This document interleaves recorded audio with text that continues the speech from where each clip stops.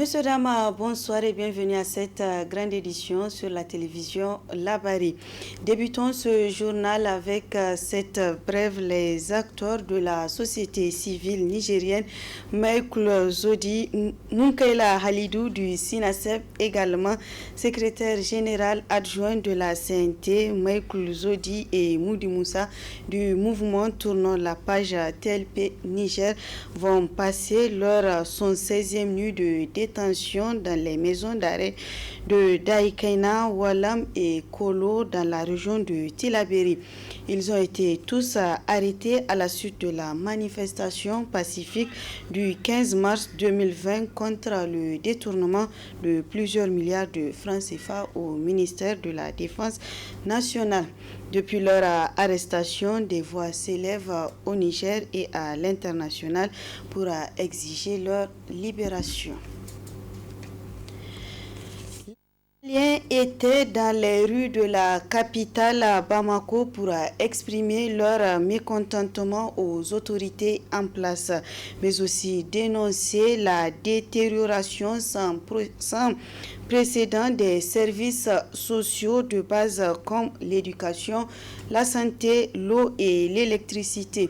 Une manifestation organisée par le Rassemblement des forces patriotiques du Mali. Précision avec Hassan Saleh Mustafa.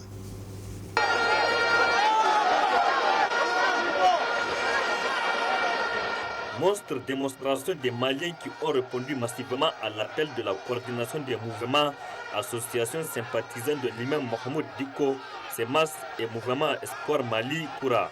Une mobilisation no comment à la hauteur de la gravité de l'évolution de la situation sociopolitique caractérisée par la montée cruciale des mouvements de contestation populaire dans le contexte de la lutte contre le coronavirus. En effet, les Maliens sont sortis en masse pour contester les tentatives de remise en cause de la légalité constitutionnelle. À travers cette gigantesque manifestation pacifique, les Maliens demandent la démission pure et simple du président Ibrahim Boubacar Keïta et de toutes les institutions de la République. De son côté, le Rassemblement pour le Mali, RPM, parti au pouvoir de Ibrahim Boubacar Keïta, qui reconnaît à chaque citoyen et à chaque regroupement politique ou citoyen son droit constitutionnel, partage avec les Maliens les soucis légitimes pour plus de sécurité, pour une gouvernance plus vertueuse, moins permissive, pour un dialogue social respectueux et franc, bref, pour un Mali juste et solidaire. Cette grande mobilisation des Maliens comme un seul homme montre le degré de frustration, de déception et de découragement d'un peuple fragilisé par le terrorisme, le conflit intercommunautaire et la pauvreté. Cette sortie des Maliens est également un signal fort au régime en place de Ibrahim Boubacar Keïta, décréé par ses manifestants à travers des slogans contre son régime et particulièrement contre le président Ibrahim Boubacar Keïta en personne. De leur côté, les organisateurs se disent satisfaits et réconfortés de cette grande mobilisation des Maliens qui sont sortis pour vomir leur colère. Cérémonie d'inauguration de la mosquée du vendredi cet après-midi au quartier Lazare par la famille du défunt El Haj Zakou Jibo dit Zakai. Une œuvre du feu Zakou Jibo, Hamza Zakou et Cheibou Gisso pour le reportage.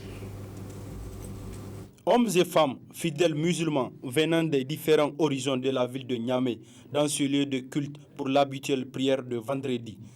Une prière qui marque aussi l'inauguration de cette mosquée, œuvre du feu Zakou Jibo, dit Zakai de son vivant.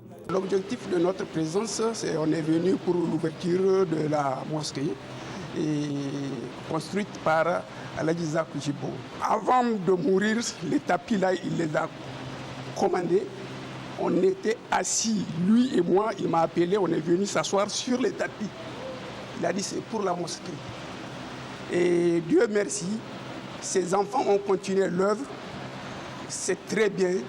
Et ce qu'il a fait est louable, parce que tout musulman, on veut que le musulman fasse quelque chose pour la religion.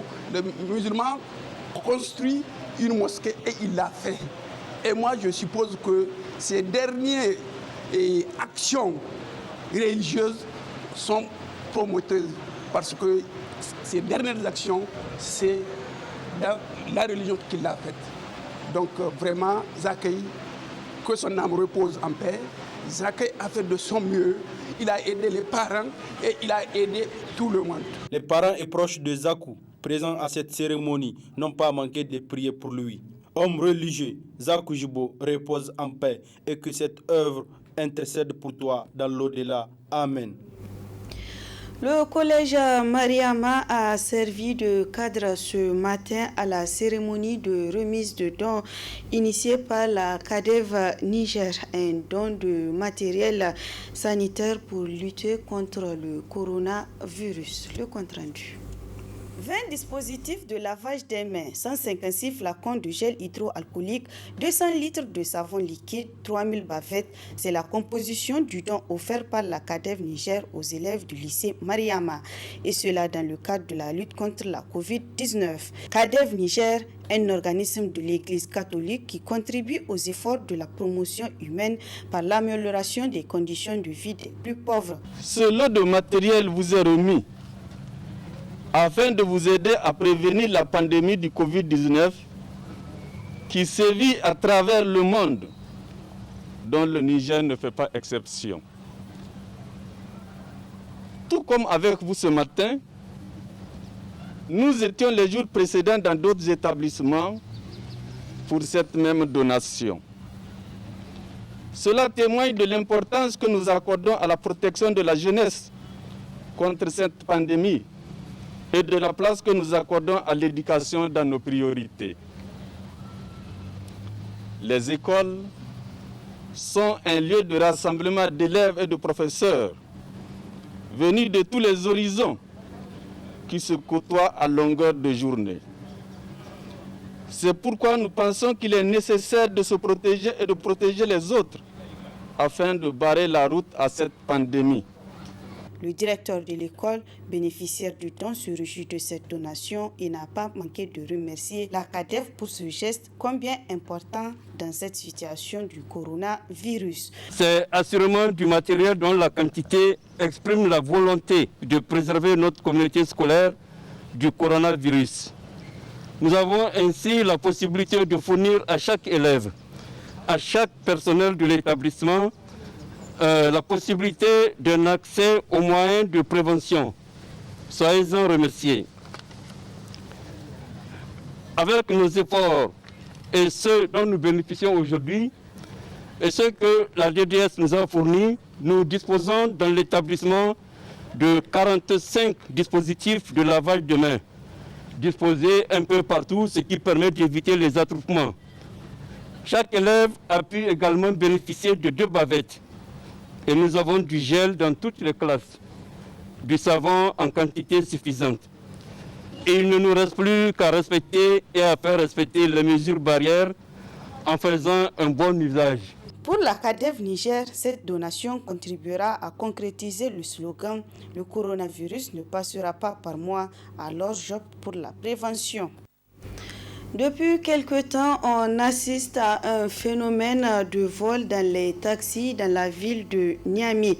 Face à cette situation, des nouvelles mesures ont été prises par le syndicat des taxis pour mettre fin à cette pratique. Plus de détails avec Jibril Batada, il est le secrétaire général du SYMTAXI. Nous avons tenu la réunion avec la police nationale. On nous avait montré vraiment qu'il y a beaucoup de plaintes déposées à leur niveau, le vol dans le taxi, etc. Ils nous ont demandé maintenant, ils sont prêts à nous contrôler. Puisque c'est vrai, si vous vous rappelez, à chaque jour, à chaque fois, je peux dire qu'il y a des plaintes vol dans le taxi. Donc maintenant, nous avons changé le système. Quel système? Nous appelons tous les compteurs de taxi à ce qu'ils agrandissent leur numéro de portière et mettre ça dans le cercle noir. Comme ça, la police va faire sa contrôle. Ils vont interpeller les taximans qui n'ont pas grandi leur numéro de portière. Et là maintenant, Si vous vous rappelez aussi, nous avons plus de 7800 taxis dans la communauté urbaine de Niamey. Et dans les 7800 taxis, là, il y a encore plus de 1000 taxis qui n'ont pas de numéro portière, qui circulent en ville comme taxi. Donc c'est eux les voleurs. Ils sont en train de faire de n'importe quoi dans le taxi. Et ça fait 10 jours, nous avons demandé un délai de 10 jours. Nous sommes à la fin de notre délai maintenant. C'est pourquoi encore nous sommes venus encore rappeler le conducteur de taxi qui n'a qu'à respecter ce que nous avons demandé. En cas de contrôle, nous ne sommes pas responsables maintenant, comme nous avons passé l'information. Mais le grand problème, c'est quoi? Pour mettre fin à ça, là, nous avons interpellé le délégué spécial de la ville de Niamey. C'est à ce niveau qu'on trouve le numéro portière. Donc, comme il y a trop de vols, et chaque mois, nous versons 4500 à la mairie, nous les 7800 taxis. Donc, dans les 7800 taxis, là, il y a des taxis qui ne paient pas leur numéro de portière, que la mairie retire ce numéro automatiquement. Donc, chaque mois, il y a plus de 80 à 100 numéros retirés. Nous demandons à la mairie le numéro retiré. Les listes de numéros retirés, normalement, doivent être transférées à la police. Et puis, nous avons proposé au délégué spécial, il y a un nouveau tête de taxi qui porte le numéro portière et qui porte tout là-dessus. Même en cas de vol, une fois que vous avez déclaré ce numéro, dans cette tête de taxi, nous avons placé un GSP. Nous pouvons arrêter ces taxis à n'importe quel moment que nous voulons.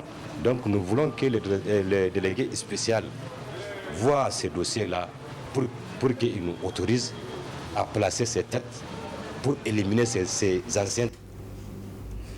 La situation de la presse nigérienne à l'épreuve de la pandémie du Covid-19 était au cœur de l'interview que vous allez suivre. Une interview accordée par le président de la maison de la presse reçue en audience avec le Premier ministre chef du gouvernement. Nous avons été reçus le 29 mai dernier par son Excellence, Monsieur le Premier ministre, autour de la question de la situation des médias face à la pandémie du Covid-19. Et dans le cadre de cet entretien, nous avons d'abord rappelé et évoqué avec son Excellence, Monsieur le Premier ministre, la situation économique des médias bien avant l'avènement de la pandémie du Covid-19. Donc nous avons rappelé à son Excellence que les médias nigériens sont dans une situation économique très difficile du fait que certaines dispositions qui devront être prises depuis des années n'ont pas encore été prises. C'est la question de la publicité qui n'a pas encore été réglée, c'est la question de la convention collective, mais aussi c'est la question de l'accès à des crédits bancaires qui n'est pas du tout facile pour les organes des médias. Et d'autre part aussi, il y a la question du fonds d'aide à la presse. Certes, il y a eu du progrès, on a passé peut-être d'une enveloppe de 100 millions à 200 millions ou 250 millions, mais comparativement à d'autres pays qui sont à près d'1 milliard de francs CFA, on peut dire que la situation reste vraiment désirable. Il faut qu'il y ait une augmentation de l'enveloppe du fonds d'aide à la presse. Et ce qui a été constaté dans le secteur des médias, c'est un ralentissement des activités pratiquement, voire même un arrêt total de beaucoup d'activités au quotidien. Et cette situation ne permet pas déjà, avec la situation économique, aux responsables et aux médias de prendre en charge la totalité de leurs agents et la totalité du fonctionnement de leurs organes. Les conséquences, ce sont des agents qui sont mis en chômage technique et ce sont certains titres de journaux qui ont arrêté de paraître et un programme vraiment très réduit à travers les médias. Nous avons demandé au gouvernement à ce que l'enveloppe du fonds d'aide à la presse soit rehaussée, mais aussi à ce que l'État participe à l'initiative de la maison de la presse qui consiste à mettre en place ce qu'on nous appelons un fonds d'investissement. C'est un fonds qui va permettre aux organes des médias d'avoir accès au crédit aujourd'hui, l'accès au crédit bancaire est très difficile pour les organes des médias, d'avoir les moyens de production, car aujourd'hui c'est la production qui fait un média. Nous sommes confiants à notre rencontre. Son Excellence a parcouru le document que nous lui avons soumis. Nous a déjà demandé de faire une analyse, de voir qu'est-ce que ça vaut en matière de coûts, par exemple sur la question de l'électricité, et nous sommes en train de donner un document approximatif de ce que ça représente comme coût, et nous allons voir quelle suite sera donnée à nos propositions par le gouvernement. Voilà, c'était donc une interview accordée par le président de la Maison de la Presse, reçu en audience par le Premier ministre chef du gouvernement, Brigitte Raffini. L'ambassadeur des États-Unis au Niger a réagi à travers un communiqué de presse sur le meurtre de l'Afro-Américain George le 25 mai 2020 à Minneapolis aux États-Unis. Eric Whitaker réaffirme son attachement à la justice et à la bonne gouvernance. Hassan Saleh Mustafa a parcouru ce communiqué de presse. Dans son communiqué de presse, l'ambassadeur des États-Unis au Niger, Eric Whitaker, a indiqué qu'aux États-Unis et dans le monde, beaucoup ont assisté avec angoisse à la mort le 25 mai de George Floyd à Minneapolis. Cette tragédie absolument évitable a conduit à des manifestations dans au moins 350 villes à travers l'Amérique ainsi qu'à l'étranger, y compris ici à Niamey. À l'ambassade des États-Unis au Niger, nous avons également été témoins avec étonnement de ces tueries insensées et de protestations en cours qui ont conduit parfois à du vandalisme et des pillages. La vidéo horrible de son assassinat est à juste titre choquante. Nous exprimons nos plus sincères condoléances à la famille et aux amis de Floyd pour cet acte tragique et déplorable.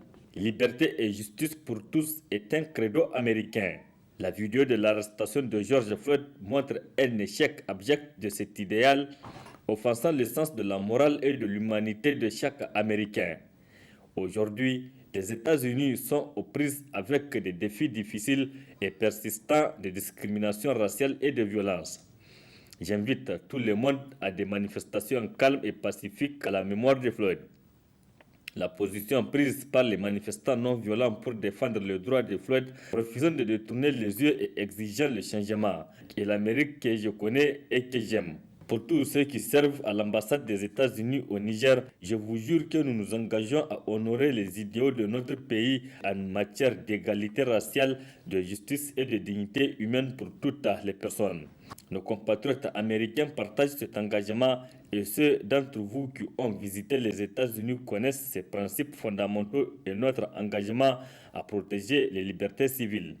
Représenter les États-Unis et leurs valeurs à l'étranger nous motive en tant que diplomates dans nos activités de diplomatie, de développement, de démocratie et de défense en partenariat avec le peuple et le gouvernement du Niger et d'autres pays du monde. En effet, l'un de nos principaux objectifs est d'étendre la justice, la gouvernance démocratique et le droit de l'homme à tous et partout dans le monde. L'une des raisons pour lesquelles cet événement a attiré autant l'attention est que les Américains ne perdent pas nos droits lorsque nous sommes arrêtés. Nous nous attendons à ce que ces droits soient respectés et nous trouvons cela choquant et inacceptable lorsqu'ils ne le sont pas. Selon sa déclaration du 28 mai, le département de la justice a fait de l'enquête une priorité absolue et a désigné des procureurs et des enquêteurs judiciaires expérimentés. En même temps, nous sommes tous témoins que le droit de se rassembler et de protester a été subverti dans une certaine mesure par les actions de quelques individus destructeurs qui ont profité de la situation pour vandaliser, piller et détruire les biens publics et privés, mettant en danger le bien-être des autres, tout en ruinant leurs moyens de subsistance. Cet incident provoque des débats difficiles mais importants aux États-Unis sur des questions de race et de justice. Il nous rappelle également l'importance capitale de la tolérance et de la responsabilité de nos forces de sécurité. Nos pensées et nos prières vont à la famille de Floyd, à ses proches et bien sûr aux Africains américains et à tous ceux qui subissent des actes de racisme, de violence ou de discrimination. De tels actes sont complètement contraires à ce que les États-Unis représentent en tant que nation qui m'a rendu fier de le représenter en tant que diplomate. Les artistes rappeurs aussi ne sont pas à reste dans la lutte contre la Covid-19. Ils apportent leur contribution en sensibilisant via des chansons. Écoutons Danili, il fait partie du collectif Point Levé. Protège ta life, c'est protège ta vie parce qu'on ne vit qu'une seule fois et on aimerait que les gens comprennent que il faut vraiment la préserver, la vie, quoi. Quelle qu'en soit la richesse que tu as, quelle qu'en soit la grandeur que tu as, on ne vit qu'une seule fois et il est très important de la préserver, de la protéger. Et le titre, ça ne parle que de ça. Et c'est dû au fait qu'il y a eu cette pandémie qui est arrivée, le coronavirus, et notre contribution à faire front au coronavirus et à faire barrière au coronavirus, c'est cette chanson qui est comme un vaccin pour lutter contre le coronavirus, un pré-vaccin plutôt pour lutter contre le coronavirus. Protège ta life. Ce titre vient d'abord du collectif Point Levé. Et je cite les éléments Grincho, Dawaman, Aguila Loco, Means, Salam et Arthur qui représente la vidéo et Léo Raza qui est le journaliste du collectif quand même, qui a un bagage, toi-même tu sais, je n'ai pas besoin de présenter. Donc le prix qu'on a remporté c'est Eye for Policy, c'est une compétition qui a été lancée à l'UNESCO et donc du coup parmi plus de 500 artistes on est sortis les meilleurs pour vous dire que impossible n'est pas nigérien et nous on croit que quel qu'en soit, on ne veut pas jeter des fleurs, mais on croit à nos talents, on croit à notre matière grise et on sait qu'on a du potentiel et on ne parle pas trop, on va prouver.